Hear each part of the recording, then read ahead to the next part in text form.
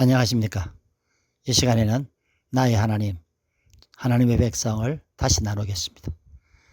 레위기 26장 11, 12절에 내가 내 장막을 너희 중에 세우리니 내 마음이 너희를 싫어하지 아니할 것이요 나는 너희 중에 행하여 너희 하나님이 되고 너희는 나의 백성이 될 것이니라. 하나님의 백성은 교회에 나오는 사람, 예수 믿는 사람이라고 하면 다들 그렇다고 할 것입니다. 그러나 하나님의 백성이 되려면 조건이 있습니다. 하나님의 장막이 우리 중에 세워져야 합니다. 레위기는 광야 생활에서 하신 말씀입니다. 모세를 통해 광야의 각 지파의 장막들이 사방으로 세워졌고 그 중앙에 하나님의 장막을 세웠지만은 그거 하나님이 세우신 것입니다. 거기엔 성소가 있고 지성소가 있습니다. 성소와 지성소에는 백성들이 들어가지 못합니다.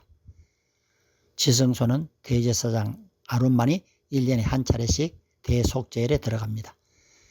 만약 아론이 거룩을 상실하면 죽습니다. 백성들은 바깥들에 머물렀습니다. 이것이 광야교회의 모습이었고 의식을 행하는 장소였기도 합니다. 율법은 모세를 통해 시내산에서 주어졌습니다. 거기에 하나님은 내가 내 장막을 너희 중에 세운다. 그렇게 말씀하면 광야에 세운 성막을 말씀한 것만이 아닙니다. 이 부분에 대해 주석된 신약이 있습니다. 이것을 광야교회라고 사도행전 7장 38절에 말씀했습니다. 광야에 머문 이스라엘 백성들 전부를 광야교회라고 한 것이지 광야 중앙에 있는 하나님의 성막을 말씀한 것이 아닙니다. 이미 앞에서 보았듯이 하나님의 장막을 나에게 세우는 비결은 규례와 명령을 지키는 것입니다. 규례와 명령을 지킬 때 하나님이 나와 동행하게 되고 나는 하나님의 백성이 되는 것입니다. 하나님의 백성은 하나님 나라의 백성을 말합니다. 광야교회는 하나님 나라인 것입니다.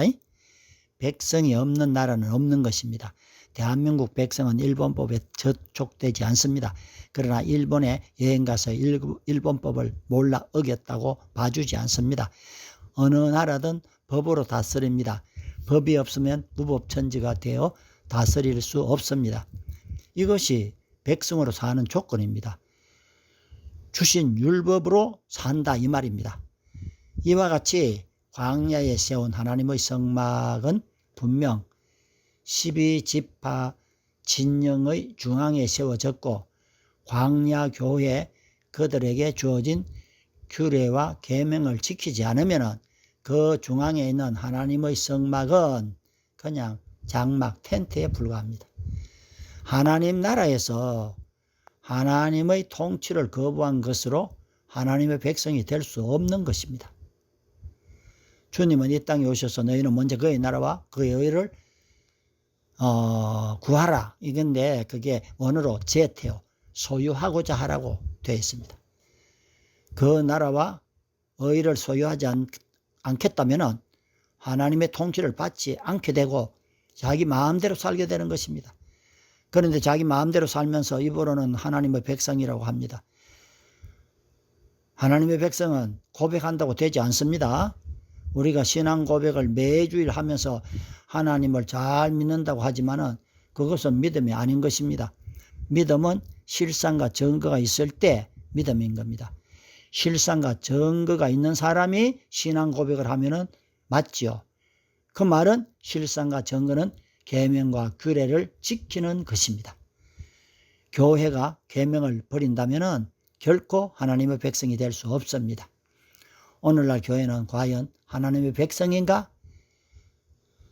우리의 자녀들이 6에서 10개를 어겨 감방을 들락날락 한다면 부모로서 심정이 어떨까요?